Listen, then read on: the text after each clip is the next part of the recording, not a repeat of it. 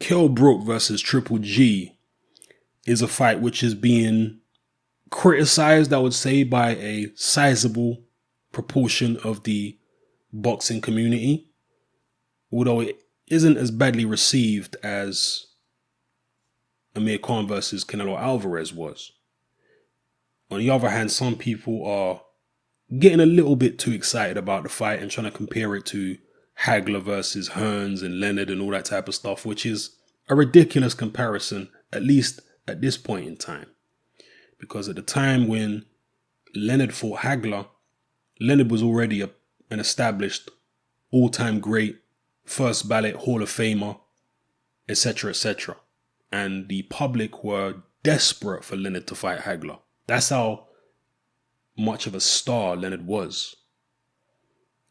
Nobody was desperate for Kell Brook to fight Gennady Golovkin. Nobody. That's why so many people see it as a mismatch, because nobody was desperate to see the fight. People weren't even thinking about the fight. And even with Thomas Hearns against Hagler, Tommy Hearns he'd already beaten middleweights and light middleweights before he fought Hagler, something that Kell Brook hasn't done. And Tommy Hearns was 6'1", 6'2", an absolutely monstrous puncher. Tommy Hearns was such a big puncher that he went up later on in his career all the way up to cruiserweight, and he was knocking out fully fledged cruiserweights. I remember watching him on the undercard of Bo Holyfield 2. And he fought a guy, an Olympian called Andrew Maynard, who was a pretty promising prospect early on in his career. A very devastating puncher himself, Maynard. And he was whipping in shots that were just wicked against Maynard. He knocked him out in the first round. But I remember watching that fight thinking, wow, even at cruiserweight, Tommy Hearns is a devastating puncher. You can't compare that to Kell Brook. All right, Kell Brook is nowhere near as big as Hearns, not as big a puncher, hasn't beaten middleweights and junior middleweights the way Hearns had going into the Hagler fight. So, it's a totally, totally different scenario. I mean, you look at Hearns when he fought Dennis Andrews for the light heavyweight world title. He landed a right hand, and Dennis Andrews was a full-fledged light heavyweight. He hit Dennis Andrews with a right hand which lifted Andrews off his feet, literally, for the first knockdown. One of the best right hands you'll ever see landed. So comparing this giant of a man in Tommy Hearns to Brook is some joke business, okay? As I say, Hearns and Leonard were both very well established, and people were desperate to see them fight Hagler because they were that dominant in the lower divisions. Kell Brook is not that. He hasn't even cleaned up his own division yet. He's nowhere near as talented as a Leonard, nowhere near as big or powerful as a Hearns. Anyway, it's still being received better than Khan against Canelo, and I think rightfully so, because Brook at least is bigger than Khan and not as fragile, and he is at least unbeaten. He's never been knocked out, and he's closer in size to Golovkin than Khan was to Canelo. However, his promoter Eddie Hearn is giving this fight the big sell, as he has to.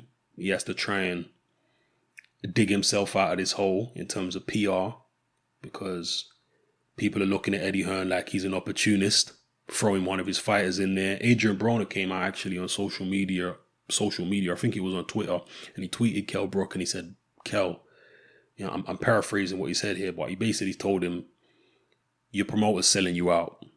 You don't have to make money by taking such a ridiculous risk. This is wrong. And he says, I got respect for you as a fighter, but what your promoter's doing to you right here, letting you fight this guy, is terrible. And a lot of people feel the same as Adrian Broner. It's not often that a lot of people will agree with him, but on this particular point, I think people do agree with Broner for the most part. Eddie Hearn's his main point, which he keeps trying to hammer home in terms of selling this fight and justifying this fight, is he says that Gennady Golovkin has never fought an elite fighter before, and Kell Brook is an elite fighter. Well, Golovkin may have never fought an elite fighter as a professional, But he fought plenty of elite fighters in the amateurs. He sparred plenty of elite fighters, as a professional in the gym. He sparred Kovalev. He sparred all types of different people. Now, I know sparring and fighting are different, but when you're sparring Kovalev, surely, even with 16-ounce gloves on, Kovalev hits harder than Kell Brook with 10-ounce gloves on. Or 8-ounce. Well, now they're going to be wearing 10-ounce gloves because they're middleweights. So, whether or not Golovkin has fought somebody elite in a professional boxing ring, I don't think that's something to really hang your hat on. In my personal opinion, although there are people picking Kell Brook to win the fight, I'm interested in how Golovkin deals with the extra speed that Kell Brook has and the accuracy, because I've said this in a previous video. I do think that Kell Brook will be faster, at least in terms of hand speed, and more accurate than anybody Golovkin has fought previously. In terms of the punching power, I'd be surprised if Kell Brook is able to even get Golovkin's respect with his punching power. Although it's not out of the question, but I'd even be surprised by that because of who Golovkin has sparred, because of the fact that he has apparently never been dropped in sparring or as an amateur. And we know he's never been dropped as a pro. So when you take all that into consideration, how will Kell Brook possibly be able to hurt the guy? Will Kell Brook, adding this extra weight, have a Tony Bellew effect on his punching power? Because we've all seen how much Tony Bellew's punching power has improved at cruiserweight compared to what it was at light heavyweight. Will it be similar for Brook? Maybe it'll be an even more dramatic increase in punching power. It will need to be to give him any realistic chance against Triple G. I don't know. But like I say, Eddie Hearn keeps on saying that Golovkin has never fought an elite fighter. Kell Brook is elite. Some people might argue that Kell Brook is not even elite. Who's he beat? Sean Porter? That's it. And that was a very messy fight. A lot of people have criticized Kell Brook's tactics in that fight. Aside from Sean Porter, there's nobody on Kell Brook's resume. Kell Brook wasn't even a particularly decorated amateur. Is he really elite? We think he's elite at welterweight. We think so. But we need to see him in the mix with some of the other welterweight guys, then we'll be able to make a better assessment.